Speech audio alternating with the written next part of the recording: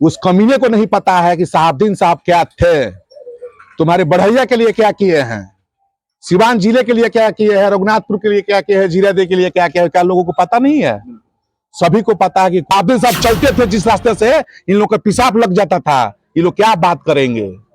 अभी मरहूम साहबुद्दीन साहब नहीं है, वो तो छोड़ दीजिए उनको, हम लोगों जैसे लोगों से बात करके दिखाए ना, और कहा तो उसका 2 मिनट जबान खींचने का हम लोग काम करेंगे। मरहूम मोहम्मद साहबुद्दीन साहब, उनका नाम लेने में भी हमको अब क्या कहे, आंसू आता है। कितना विकास कर कर गए हैं, इनकी औकात नहीं है उनके सामने खड़ा हो जाने की। 5 मिनट लोगों का पेशाब हो जाता था, साहबुद्दीन साहब चलते थे जिस रास्ते से, इन लोगों का पेशाब लग जाता था। ये लोग क्या बात करेंगे? अगर एक बीजेपी का एक नेता का नाम बता दे कि ये विकास किए हैं, तो हम मान लेंगे कि हाँ, बीजेपी का भी कुछ आधार है। लेकिन हमारे साथ एक ऐसे नेता हैं जो काफी चर्चाओं में रहते हैं, राष्ट्रीय जनता दल के बहुत ही वफादार सिपाही हैं और पूर्व सांसद स्वर्गीय डॉक्टर मोहम्मद साहबुद्दीन साहब के बहुत ही खास रहे हैं। और यही वजह है कि जब भी पूर्व सांसद डॉक्टर मोहम्मद साहबुद्दीन साहब का नाम आता है तो इनका बयान भी आता है।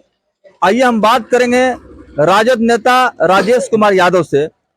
राजेश जी, आप राजद के वफादार सिपाही हैं, बहुत सारे लोग दल छोड़ करके इधर से उधर चले गए, लेकिन आपने सिद्धांत और स्वाभिमान से कभी समझौता आपने नहीं किया। यही पहचान रही दिवंगत पूर्व सांसद डॉक्टर मोहम्मद साहबुद्दीन साहब का। लाख कष्ट झेले, लेकिन उन्होंने पार्टी से अपना रिश्ता नाता नहीं तोड़ा। आप क्या कहेंगे? कुछ नेता बयान दे रहे हैं, तरह तरह का बयानबाजी हो रही है। बड़हरिया क्षेत्र के एक नेता हैं मिश्रा जी, उन्होंने कई तरह का बयान दे करके मीडिया में उन्होंने राजनीति में गर्माहट लाया है, उनके बारे में कुछ कहेंगे? बहुत पहले तो आपके चैनल को मैं नमस्कार, आदाब, प्रणाम, सलाम कर रहा हूँ। धन्यवाद। और उसके बारे में क्या कहे, मैंने उस हमारा मुंह भी लजा रहा है, चेहरा भी हमको शर्म से झुक रहा है। उसके बारे में अगर हम एक शब्द बोल देंगे तो उसका वो क्या बोलते हैं, उसका बड़प्पन हो जाएगा। उस कमीने को नहीं पता है कि साहबुद्दीन साहब क्या थे, तुम्हारे बढ़ैया के लिए क्या किए हैं, सिवान जिले के लिए क्या किए हैं, रघुनाथपुर के लिए क्या किए हैं, जीरादेव के लिए क्या किया है, क्या लोगों को पता नहीं है? सभी को पता है कि कौन क्या किया है। अगर एक बीजेपी का एक नेता का नाम बता दे कि ये विकास किए हैं, तो हम मान लेंगे कि हाँ, बीजेपी का भी कुछ आधार है।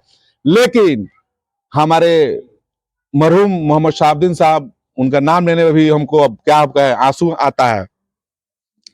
कितना विकास कर कर गए हैं, इनकी औकात नहीं है उनके सामने खड़ा हो जाने की। 5 मिनट लोगों का पेशाब हो जाता था, साहबुद्दीन साहब चलते थे जिस रास्ते से, इन लोगों का पेशाब लग जाता था। ये लोग क्या बात करेंगे?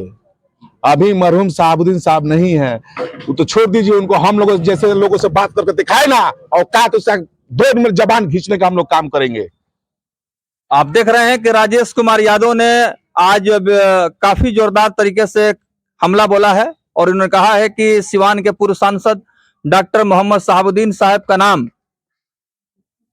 कोई व्यक्ति अगर ले रहा है तो सोचना चाहिए कि उन्होंने किस तरह से विकास का काम किया। विकास पर कोई बात नहीं करता है, विकास पर कोई बात नहीं करता है। देखिए, अब तो साहबुद्दीन साहब नहीं है इस दुनिया में, उनका तो बातें करना ये लोग बेकार कर रहे हैं। उन लोगों को तो बातें नहीं करना चाहिए था उनके बारे में।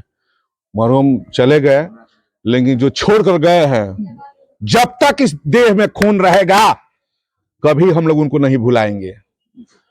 सांस चली जाएगी, भगवान जाने कौन उनको याद करेगा नहीं करे। जब तक हमारे ब्लड में एक एक कतरा है, उनके याद में हम लोग रहेंगे। और मरहूम मोहम्मद साहबुद्दीन साहब बहुत विकासशील आदमी थे, और हम लोग हिना साहब को हाथ को मजबूत करेंगे कि और तरक्की, सिवान की तरक्की हो, कि सिवान एक नया दिशा में जाए। जो पिछड़ा हुआ है सिवान, हम लोग चाहेंगे, लोग हम अपील करेंगे लोगों से कि वोट दें हमारे गार्जियन हिना साहब को, और उनको सांसद पार्लियामेंट का सदस्य बनाया जाए। अच्छा, बहुत सारे नेता दल छोड़ करके अलग अलग दल में चले गए। राजेश यादव जी, आप किसी दल में नहीं गए, राजद के साथ आज भी आप खड़े हैं। देखिए, साहबुद्दीन साहब का एक कहना था कि मरेंगे तो इसी पार्टी में और जिएंगे तो इसी पार्टी में रहेंगे। तो हम लोग वही सिद्धांत को लेकर चलते हैं। ना 1 रुपया 1 चौवनी किसी नेता से ना हम लोग ने लेकर रोड बनवाया है, ना सड़क बनवाने का काम किया। 1 रुपया हम लोग किसी नेता से नहीं खाए हैं कि हमको उनसे थी था कि नहीं उनसे हम रुपया कमाए हैं, नहीं। सभी लोग जानते थे कि बेनिस्वार्थ हम लोग उनके साथ थे, और उनको ब्लड का जरूरत भी उनके परिवार को पड़ेगा तो राजेश यादव पहले 1 नंबर में रहेगा ब्लड देने के लिए। राजेश यादव जी, अब जो है लोकसभा चुनाव की सुगबुगाहट तेज होने लगी है और इंडिया जो महागठबंधन बना है और एक तरफ जो है भाजपा के सहयोगी दल भी हैं जो कि एनडीए है और इंडिया, तो इंडिया और एनडीए के बीच कैसा मुकाबला रहेगा लोकसभा में? इंडिया 1 नंबर में है जी। बीजेपी खत्म है जी। बीजेपी को यहाँ कोई वोट देने नहीं जा रहा है। हाँ। अब उनके 10 साल का कार्यकाल लोग को देख समझ में आ गया है कि ये जो सिलेंडर 350 रुपये का मिलता था जो 1200 रुपये का एवरा हो गया है। लोग को दिमाग में ये घुस गया है कि नहीं बाप रे अभी तो लूट रहा है। हाँ। ये सब बेच दिया। हाँ। अब किसी को बकसने नहीं जा रहा है नरेंद्र मोदी। ये लोगों को समझ में आ गया है। अब इंडिया 1 नंबर में रहेगा। चलिए अंतिम सवाल आपसे, अभी जो है जिस तरह से हम लोग देख रहे हैं लगातार राजनीतिक दल के नेताओं का दौरा चल रहा है, अलग अलग जिला में जा करके जो है कई कार्यक्रम, जन संवाद कार्यक्रम किया जा रहा है।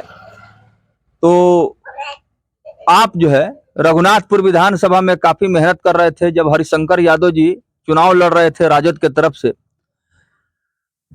खास करके रघुनाथपुर क्षेत्र पर विशेष आपका ध्यान रहता है, लगातार उधर आप घूमते भी रहते हैं, जनसंपर्क करते भी रहते हैं, क्षेत्र में आप जा रहे हैं, लोग क्या कह रहे हैं? देखिए 2024 में हम लोग फुल बहुमत से हम लोग चुनाव यहाँ जीतेंगे और 2025 में खुद हम पार्टी टिकट देगी तो ठीक है, नहीं देगी तो हम लोग निर्दल 2025 में रघुनाथपुर के प्रत्याशी होंगे। देखिए राजेश यादव ने कहा है कि आने वाले 2025 में जब विधानसभा का चुनाव होगा उस समय अगर पार्टी के तरफ से मुझे टिकट मिलता है तो बहुत अच्छा है, स्वागत है। अगर किसी कारणवश टिकट नहीं मिला तो मैं निर्दलीय चुनाव लड़ूंगा रघुनाथपुर विधानसभा से। तो क्या आप मतलब टारगेट लेकर के चल रहे हैं रघुनाथपुर विधानसभा में?